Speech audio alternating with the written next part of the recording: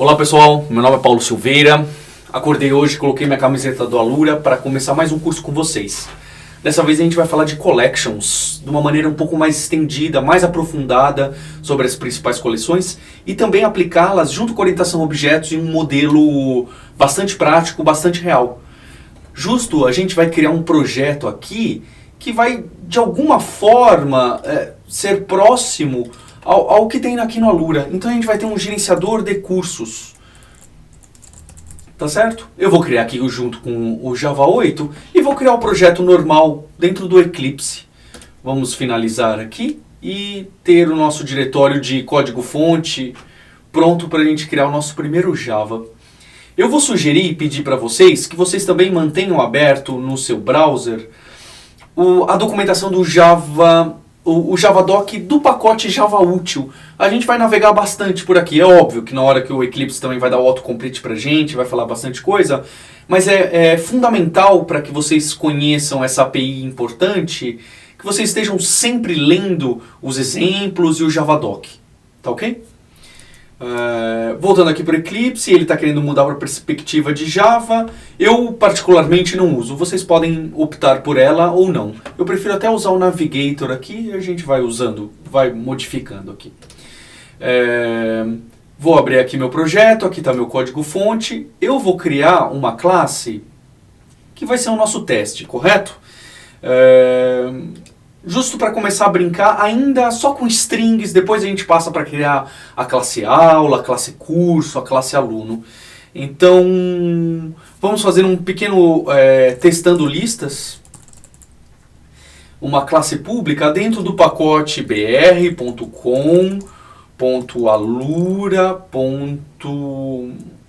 Aqui mesmo. E a gente vai criar aqui um main, onde teremos, então eu posso escrever aqui um main, Ctrl espaço, não é? Que vocês aprenderam como tecla de atalho do Eclipse, Ctrl espaço aqui, ele já vai me dar como opção, você quer escrever o método main, correto? Eu quero escrever o método main, e a gente quer criar aqui a sequência de aulas que o curso de collections que eu estou fazendo aqui com vocês tem. Então, para vocês terem uma ideia, a string aula 1 seria essa de conhecendo mais de listas. Vou fechar aqui o outline para ter um pouco mais de espaço na nossa tela. Vou fechar também a task list. A nossa string aula 2 vai ser modelando a classe aula, para a gente trabalhar com uma lista de aula, né? Vai ser assim futuramente. A string aula 3, ou talvez a aula 4, veremos, vai ser trabalhando com cursos e sets. E assim por diante. E vamos ter diversas das nossas aulas que vão formar esse curso. Então, gostaríamos de guardar tudo isso dentro de uma coleção do Java. Você provavelmente já aprendeu que no curso de Java básico, que trabalhar com array dá muito trabalho no Java. Então, se a gente fosse criar mesmo aqui uma string aulas, é chato de trabalhar, não tem métodos para trabalhar com pesquisa tão fácil, assim, remover e inserir no meio. E não à toa por isso que no Java eles criaram um monte de classes utilitárias, auxiliares, para a gente trabalhar com coleções, com montões de objetos. A que certamente mais aparece com frequência aí é a tal da ArrayList, tá bem? ArrayList não tem como escapar. ArrayList é um tipo genérico, tá bem? Então toda vez que a gente falar que eu vou trabalhar com esse tipo de lista, uma ArrayList, ele vai perguntar ArrayList de quê? Nesse nosso caso, por enquanto, a gente está trabalhando com uma ArrayList de string. E eu vou chamar essa variável aqui de aulas, tá certo? Obviamente aqui eu estou criando apenas uma referência. Se quiser trabalhar com essa referência, eu preciso instanciar um objeto e atribuir aqui dentro, certo? E nesse caso nós vamos dar um new em ArrayList. Pronto. Essa aqui é a sintaxe, certo? Do Java para a gente criar uma lista de string chamada aulas, uma referência para uma lista de string chamada aulas, e estou dando um new aqui no objeto ArrayList. Mais para frente a gente vai ver por que declaramos list em vez do que ArrayList. Você já deve ter uma ideia que é de orientação objeto, é uma boa prática se referenciar pela interface, e a gente vai chegar lá. O que eu faço aqui com uma ArrayList? Então, para recapitular o que vocês já viram no básico do Java útil, nós podemos utilizar os métodos de adição, adicionar vários objetos, remover e procurar. O método que você vê o tempo inteiro em coleções, não só nas ArrayLists, é o add. O add é o que vai adicionar um objeto. De que tipo? No nosso caso, como é uma ArrayList de string, vai ser do tipo string. Então eu posso adicionar a aula 1, por exemplo, nessa nossa lista. Não é? E posso fazer o mesmo com a aula 2 e a aula 3. Você vai ver que existem outros métodos auxiliares se você quer adicionar vários objetos ao mesmo tempo, o que não é tão comum. Existe o método addAll e assim por diante.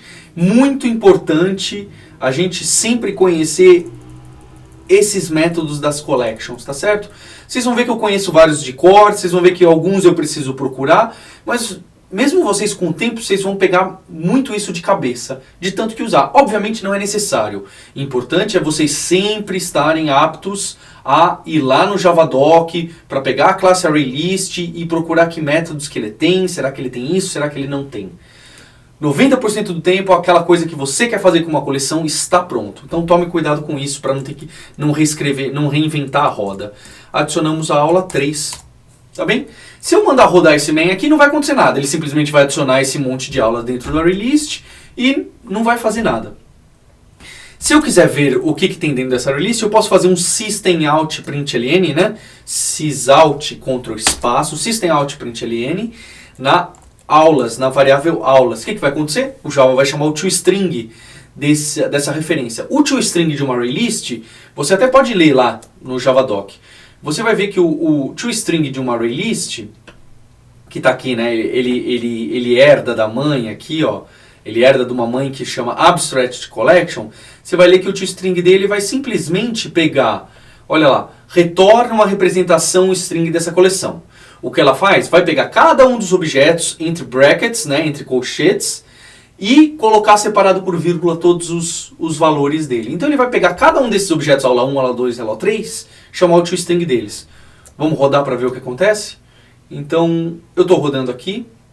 Deixa eu dar mais espaço aqui para vocês verem na tela. Eu vou rodar aqui com a aplicação Java. Ele vai abrir o console aqui no Java, no Eclipse, e vocês vão ver o resultado. Dei 2 cliques nessa view para maximizá-la. Conhecendo mais de lista, modelando a classe de aula, trabalhando com curso de 7. As nossas 3 aulas exatamente na ordem que adicionamos. Você pode ver que toda vez que a gente rodar, a ArrayList vai respeitar a ordem que a gente adicionou os elementos ali dentro. Tá bem? Vou dar 2 cliques aqui para voltar para a tela que a gente estava. Eu queria nesse primeiro capítulo passar com vocês esses principais métodos e as principais coisas que a gente exerce em cima de uma lista de objetos. Então o que mais que a gente faz além de adicionar um objeto dentro de uma lista? No nosso caso, um string dentro da nossa lista de aulas. A gente quer, por exemplo, remover uma aula, não é? Eu posso pegar aqui na minha variável aulas, de referência a aulas para uma lista, eu posso falar que eu quero remover. Repare que ele tem 2 métodos remove. Ele tem um método remove que recebe um índice, isso é, o primeiro elemento, o segundo ou o terceiro elemento, ou um que remove, me passa qual que é a aula que você quer remover, e ele vai removê-la.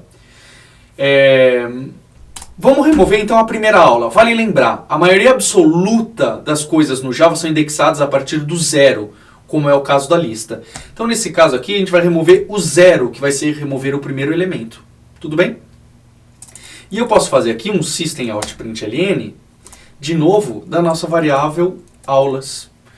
Vamos rodar mais uma vez para ver o que acontece depois de estar removida a primeira aula? Olha só. Vou rodar aqui de novo, vou dar 2 cliques aqui no console e estão aqui as 2 aulas. Agora, a partir do momento que a gente removeu a primeira, que seria a aula 1, conhecendo mais de listas. Tá certo? Que outra funcionalidade a gente quer? Às vezes eu não quero imprimir as aulas dessa forma, né? Então eu fiz aqui o remove e essas coisas. Eu estou imprimindo as aulas e elas estão aparecendo uma do lado da outra, separada por vírgula entre colchetes. E se eu quisesse definir, não, eu quero uma do lado da outra e ainda dando um enter, né, sem a vírgula, eu posso fazer um for, tá bem? E a minha ideia do for é, a partir do Java 5 eles inventaram uma coisa que se chama for each. Apesar de que no Java não existe uma palavra-chave chamada for each, muitas vezes você vai ver as pessoas, inclusive eu, se referenciar a isso como faz um for each. Na verdade, é simplesmente um for normal. O Eclipse, inclusive, dá um contraespaço aqui, ó. Ah, você quer fazer um for each? Eu fiz um contraespaço, ele até detectou que já existe uma coleção que se chama aulas e falou, é esse for que você quer fazer? Curiosamente é. É esse tipo de for que eu quero fazer. Mas em vez de chamar de string, que é uma palavra um pouco feia, eu vou chamar de string aula. Para cada... Como que eu leio esse for que eu estou fazendo? Você lê da seguinte maneira. Para cada string aula dentro de aulas, tá bem? E você sempre pode usar esse for para qualquer coleção ou até mesmo para arrays, tá certo? Então, para cada aula dentro de aulas, faça o seguinte. O que é que eu vou fazer? Eu vou fazer systemout println e a aula, tá bem? Eu posso até concatenar aqui alguma coisa para ficar um pouquinho mais bonito. Aula, dois pontos, espaço, mais a variável aula, que é a qual eu estou percorrendo. Nesse caso, só haverá duas, correto? Porque logo acima a gente removeu. Vamos rodar para ver o que acontece? Então aqui usando o for each, em vez de fazer o sysout direto na variável, se eu rodar aqui o meu testando listas e salvar o arquivo, olha o que acontece. Apareceu aula modelando a classe aula, aula trabalhando com cursos e sets. Perfeito? Para ir um pouco mais nessa base que a gente vai usar durante todo o curso, existem diversas outras formas de percorrer uma lista. Uma delas é você pode usar o índice, porque, por exemplo, toda lista, seja uma array list ou qualquer outra lista que a gente vai aprender a utilizar aqui, existe também um método, por exemplo, primeira aula, que é o método get. Você pode chegar na variável aulas e falar, por favor, me dê, olha aqui o método get que ele está falando, me dê a aula, a primeira aula, que é a do zero, tá certo? Systemout println, a primeira aula é, não é? Eu vou colocar aqui bem explícito, a primeira aula é, e aqui a gente vai colocar a variável primeira aula. Correto? Começa do zero. Nesse caso, como nós removemos ali em cima a primeira aula, a partir desse momento, qual que é a nossa primeira aula? A nossa primeira aula passou a ser o modelando a classe aula, que vai ser o que a gente vai ver a seguir.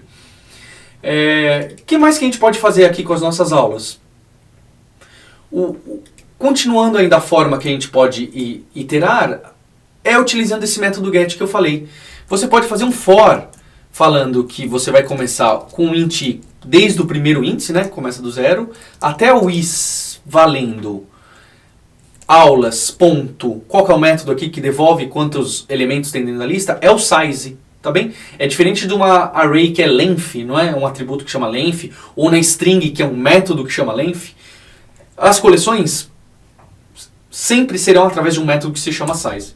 E aqui eu faço i mais mais, tá bem? E eu posso fazer aqui de novo, sysout, systemout println. O que eu faço?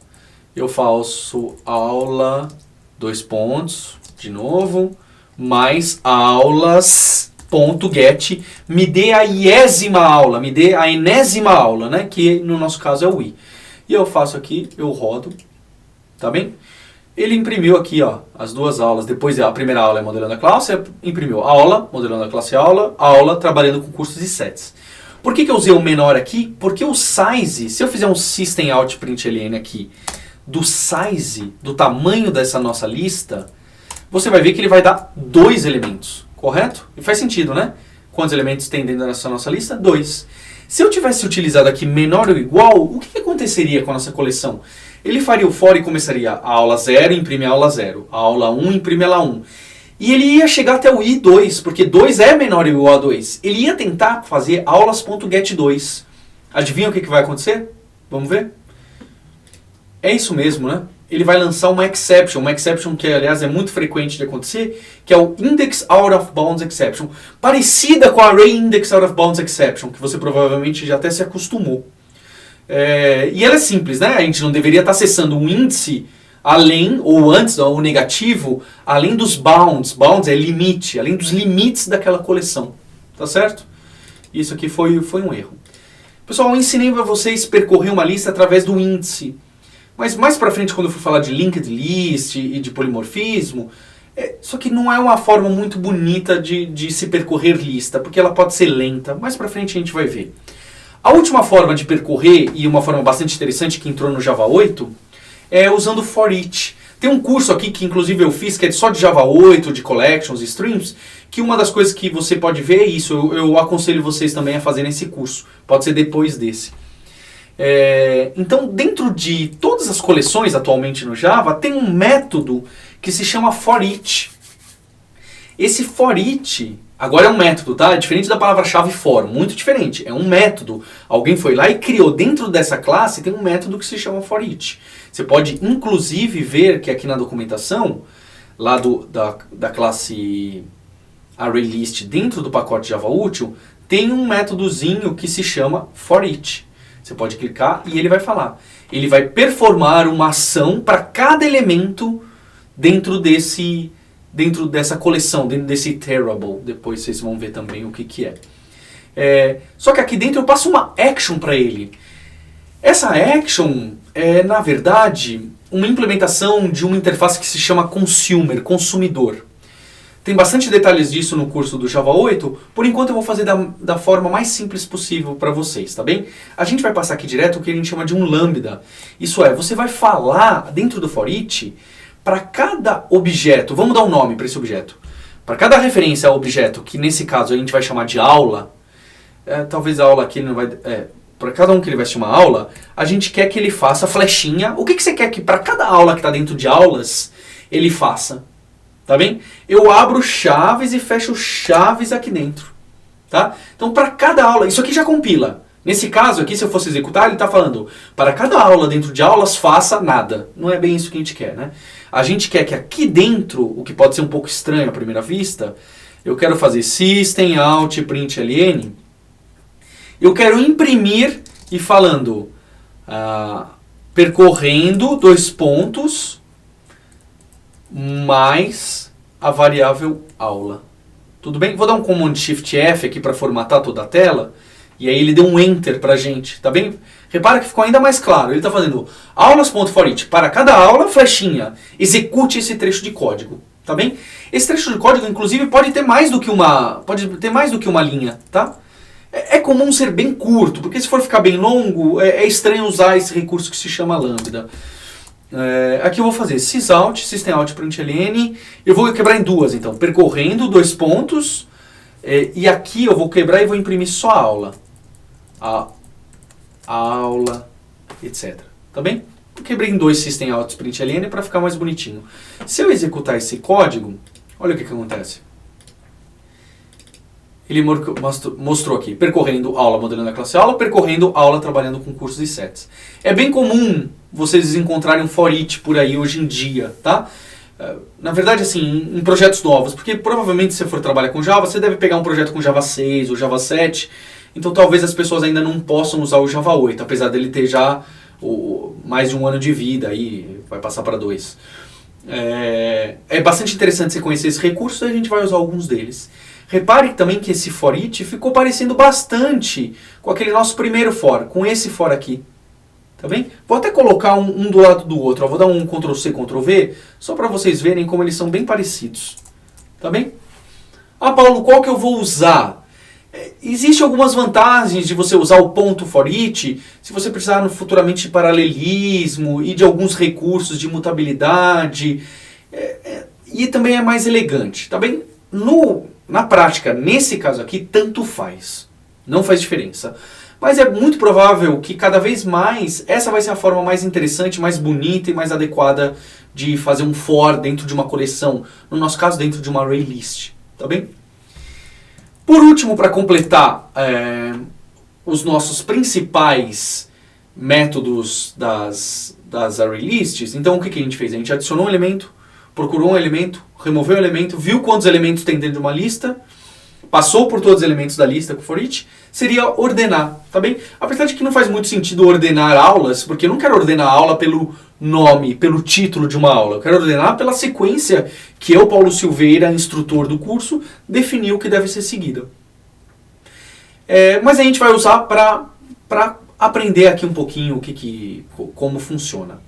Existe uma classe dentro do pacote Java Útil que serve, dentre outras funcionalidades, para ordenar coleções, ordenar listas, tá bem?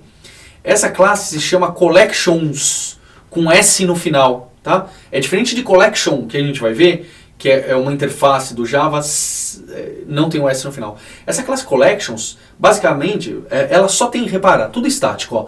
Tudo método estático. Ela é uma classe com um monte de métodos auxiliares para trabalhar com coleções. Listas, conjuntos e com tudo que a gente vai ver aqui. Um deles, inclusive, se chama sort, que é para ordenar. Então, a gente pode usar aqui o collections. Eu vou dar o contraespaço para ele fazer um import lá em cima, né? Collections, ponto, ordena a minha lista que se chama aulas. A partir desse momento ele vai modificar essa coleção que eu estou passando, essa lista que eu estou passando como argumento, e a partir desse momento ela já vai estar ordenada. Tem um problema aqui, né? As nossas aulas, a primeira se chama modelando e depois trabalhando. Então ele vai ordenar e vai continuar nessa mesma ordem, né? Eu vou adicionar então um momento aqui em cima, eu vou adicionar mais uma aula, aulas.add, uma que começa com A. Assim a gente consegue ver a diferença, não é? Então vamos adicionar a aula aumentando o nosso conhecimento. Se eu fizer aqui o systemout.println de uma linha só, nas aulas, o que vai acontecer? Ele vai imprimir essas 3 aulas nossas, repara, antes de fazer o sort. Ele vai imprimir essas nossas 3.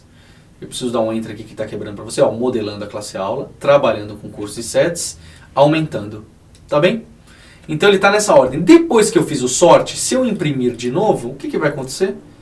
Ele vai ordenar com que ordem? Pela ordem do tamanho dos caracteres? Pela ordem de quão bonitos são os caracteres? Não. Ele vai ordenar de acordo com as strings. Qual que é a ordenação que a string tem internamente já pronta? É a ordenação que a gente chama lexicográfica, né? Falando num bom português, na ordem alfabética, tá bem? Então se eu imprimir de novo depois, olha aqui, ó, eu vou fazer aqui systemout.println, depois de ordenado, 2 pontos. Tá bem? E vou imprimir de novo. Vamos ver o que vai acontecer. Se eu rodar aqui, olha lá. Ele vai imprimir agora aumentando, modelando e trabalhando na ordem alfabética. Tá bem? A gente usa muito o collections.sort. Muito. Ah, Paulo, eu fiquei sabendo que também no Java 8 tem um método que se chama aulas. Não tem como eu ordenar dentro da própria aula sem usar essas collections? Tem, tá bem? A gente vai ver que existe um método que chama sort. Mas o sort, obrigatoriamente, a gente tem que passar um comparator. A gente vai ver isso na próxima aula, junto com a modelagem da classe aula.